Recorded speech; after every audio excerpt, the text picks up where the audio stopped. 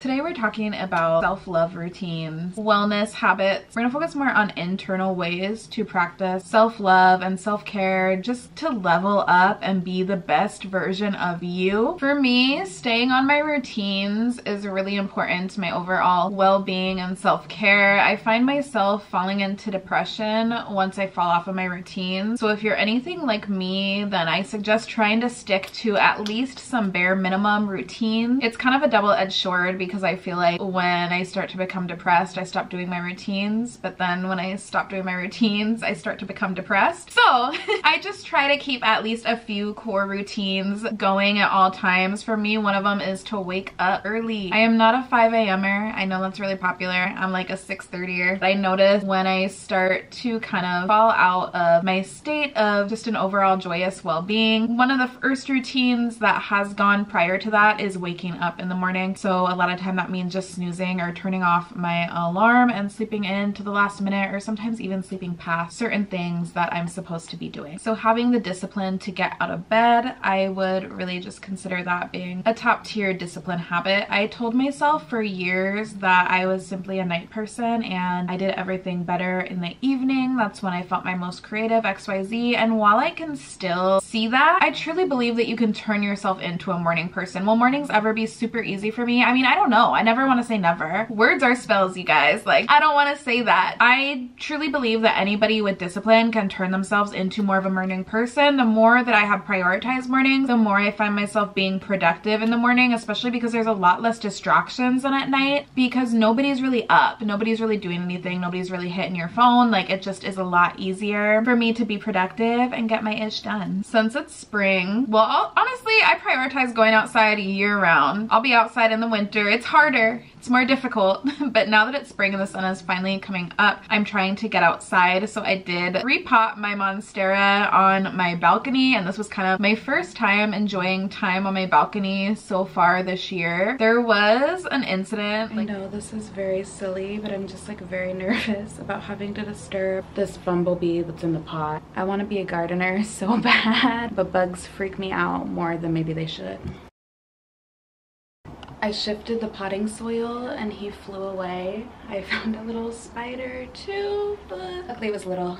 So hopefully there's nothing else. I had left my potting soil outside in the pot. So there was a bee. It was one of the fuzzy bees. Those are the good bumblebees that we like to have around. We need them. But it freaked me out because as much as I want to be such an outdoorsy person, I still kind of get freaked out by bugs. It was just like wedged in there. So it was able to fly away. No bees were harmed in the repotting of the Monstera, and no humans were harmed either. I think I need to just get stung by a bee because I haven't been stung since I was a child, so that way I can get over this immense fear that I seem to have when it comes to being around bumblebees. But one thing that I did while I was repotting was actually touching the soil. It felt so good to just have dirt on my hand. Felt like it was really grounding me. I wasn't able to go outside for real that day just because my child was sick, but I was able to go out onto the balcony, touch dirt, and enjoy being outside. I actually read a really interesting book called The Nature Fix. There's a lot of research and data that go in about how being around nature like, on a molecular level, some of the stuff that's coming off of the trees and we're inhaling when we're in the woods, it's actually healing us both mentally and physically. There's a lot of data about the benefits of being in nature, so why not love on yourself by allowing yourself to get outside? I always feel so much more grounded. If I am feeling really anxious and stressed out, usually a quick walk amongst the trees is all that I need to get myself back on track. Also, getting to the store and making my food, like making my own food versus grabbing something that is convenient, pre-packaged, ordering out, etc. While there's a time and a place to eat takeout and everything, for sure, I personally have realized that making my food with my hands actually brings me joy. It kind of grounds me. It helps elevate my mood a lot. I think part of it is the food that you're putting in your body. Anything that you make from scratch is going to be better for you than the store-bought version. Like if you make an entire cake from scratch, it's simply gonna be better for you than buying the pre-made cake. Less preservatives, additives, etc. But there is something to be said about the act of making something. It actually releases dopamine when we complete tasks with our hands, so it makes sense that it feels so good. But even if I don't want to make something, heading to the store and buying some fruit or something like that instead of going for a package of chips is always going to leave me better, and I believe that that is self-care and self-love. Reading books. Reading fiction has become a newer hobby of mine. I read a lot of fiction when I was younger, and then I spent years only reading nonfiction because I felt like I always had to be learning something. So I incorporated fiction back into my world about 6 months ago, and I love it. It's so fun. It's also decreased my phone use. Like, my screen time has gone down a lot since reading fiction, which is also self-care because we do not need to be on these phones as much as we are. I'm currently reading final book, ACOTAR, the A Court of Thorns and Roses series, about like these fairies. It's a little bit spicy. It's a romance. It's fun. But any type of fiction that you enjoy, I also do read nonfiction. Encourage incorporating that in, whether it's audiobooks or physically reading. Kind of in that same realm of the world,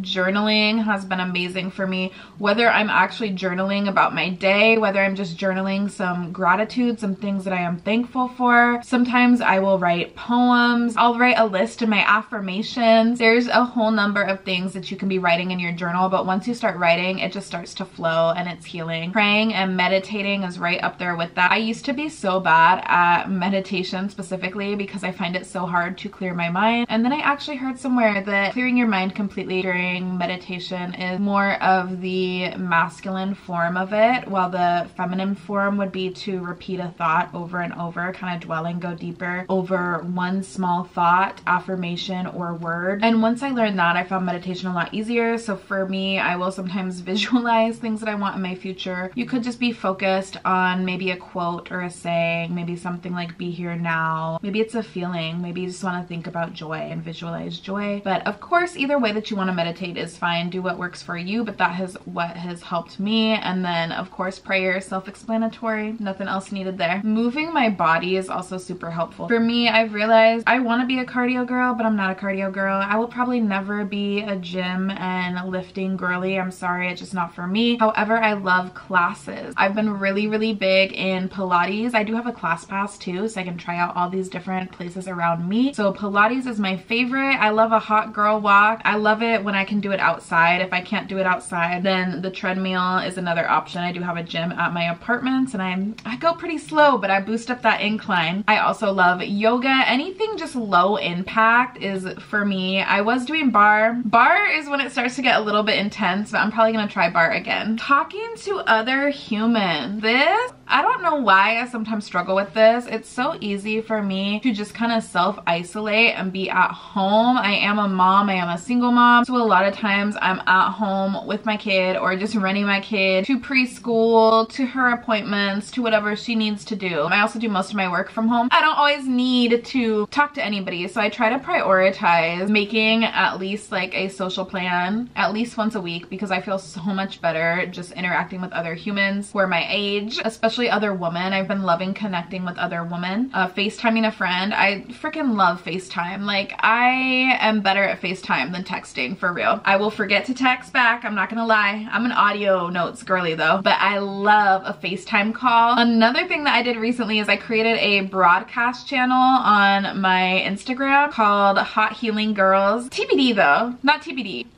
Is that the right to be decided? Well, I don't know, but the name could change. So depending when you're seeing this, it may have a different name, but right now I'm liking the name Hot Healing Girls because I feel like that's who we are. We're hot, but we're healing, and we're gonna have a Hot Healing Girls summer. Right now, the channel is really small. It only has 30 of us, but the vibes are, I want it to feel like a positive place, a safe place. We're leveling up and we're healing, but sometimes we're also just doing girl chit chat. So feel free, anyone is welcome to join. My Instagram is TheJoyen.